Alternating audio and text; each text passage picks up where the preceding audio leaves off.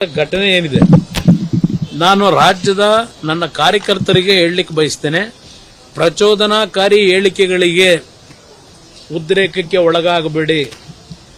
ಇದು ಒಂದು ಗುಂಪೇ ಇದೆ, ಉದ್ರೇಕಕ್ಕೆ ಒಳಪಡಿಸಿ ಅವರ ರಾಜಕೀಯ ಬೆಳೆ ಬೇಯಿಸ್ಕೋಬೇಕು ಅಂತ ಹೇಳಿ.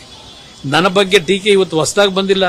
ನಮ್ಮ ಕುಟುಂಬದ ಬಗ್ಗೆ, ದೇವೇಗೌಡರ ಬಗ್ಗೆ ಇದೇನು ಹೊಸದಾಗಿ ಟೀಕೆ ಮಾಡ್ತಕ್ಕಂಥದ್ದಲ್ಲ. ಇದು ನಡೀತಾ ಇದೆ, 50-60 ವರ್ಷಗಳಿಂದ ನಡೀತಾ ಇದೆ. ಅದರಿಂದ ನನ್ನ ಕಾರ್ಯಕರ್ತರಿಗೆ ನಮ್ಮ ನಾಡಿನ ಸಂಸ್ಕೃತಿ ಒಂದೊಂದು ಬಾರಿ ಈ ತರ ಪ್ರಚೋದನಕಾರಿ ಘಟನೆಗಳಿಂದ ನೀವೇನು ಉದ್ರೇಕಕ್ಕೊಳಗಾಗ್ತೀರಿ, ಅದು ನಮ್ಮ ಸಂಸ್ಕೃತಿ ಅಲ್ಲ.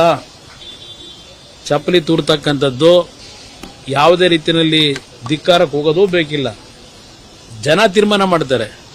ದಯವಿಟ್ಟು ಯಾವುದೇ ಕಾರಣಕ್ಕೂ ಇಂಥ ಪ್ರಚೋದನಕಾರಿ ವಿಷಯಗಳು ಬಂದಾಗ ನೀವು ಉದ್ರೇಕದಲ್ಲಿ ಯಾವುದೇ ರೀತಿಯಲ್ಲಿ ಸಮಾಜದಲ್ಲಿ ಒಂದು ಅಶಾಂತಿಯ ವಾತಾವರಣಕ್ಕೆ ಅವಕಾಶ ಕೊಡಬೇಡಿ.